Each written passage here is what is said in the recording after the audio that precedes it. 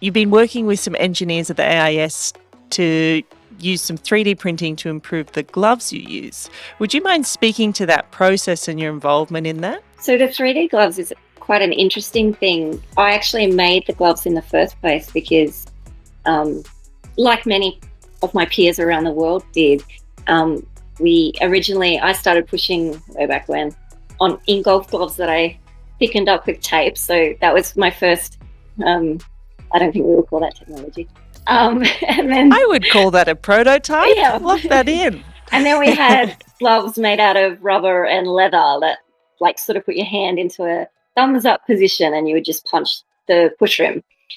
And then we figured out somewhere along the way in my career that having a glove that was made out of hard plastic actually could potentially give you a better hit because your hand didn't soften when you hit, it just all stayed hard.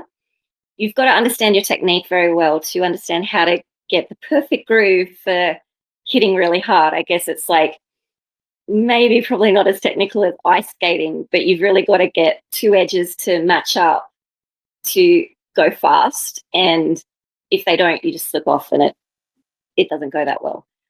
So I originally made these gloves out of moldable plastic and I figured out how to make that for me. And then I started pushing on them and it took me a while to learn how to push on them. It was actually like kind of back to square one of pushing, but I knew other people had done it. So I was like, okay, I can do this.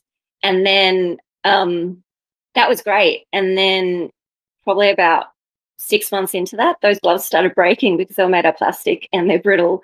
And I started freaking out because I'm like, I tried to make like additional copies and I couldn't because I couldn't make it the same. So that's when, I think we ended up finding the best scanning method was to do a CT scan because we've got to get, like, I actually have a glove right here. You can see that there's like my hand goes in here and here. So I'm sorry for those listening. Like your hand kind of goes into a fist position inside a hard plastic glove that holds my thumb and my fingers, and I push in this groove between my thumb and fingers. So we CT scan, copy them, and then we're able to make modifications to that in a program that I am not familiar with, but the people that help me are very familiar with, which is awesome because like even last year I was having injury troubles on the outside of my left wrist.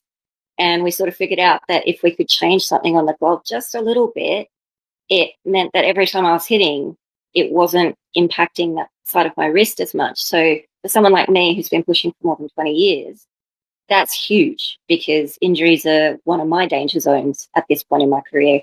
Yeah, and I was listening to some other interviews that you have been part of, and a comment that you made was something to the effect of, with the help of technology, your career has sort of extended to a degree.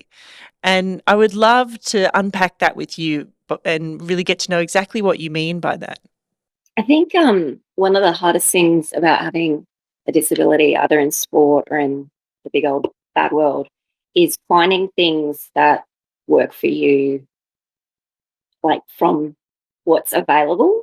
And the part where I think technology is so awesome now is that we can have this back and forth dialogue and actually change things for the better. Like it's not just a print of the same chairs and you have to fit the chair. We can actually get much more dialogue between the designers and the producers of the equipment, or in the case of my gloves, that's made a huge difference. It's made me way more efficient. It means I can deliver my strength to the push rim way better. And as we've talked about, it's actually come in handy for preventing some injuries that I've experienced. But that wasn't available 20 years ago. And even things like interacting with the engineering department at the AIS, so the Australian Institute of Sport, they didn't even have the vocab to have these conversations like 10, 15 years ago. But now, like, I can go into their office on the reg because we're still fixing one of my gloves. And, I take my sport speak and give it to them, and then they translate that into technical things that they're going to put into the 3D program so that we can print a new glove. And that's pretty cool. Like, I feel like that's one of the best things that's happened in my career is that ability to work with a whole heap of different specialties and really enhance what we do. And I was, and it's not just in this little niche corner over here, is really awesome.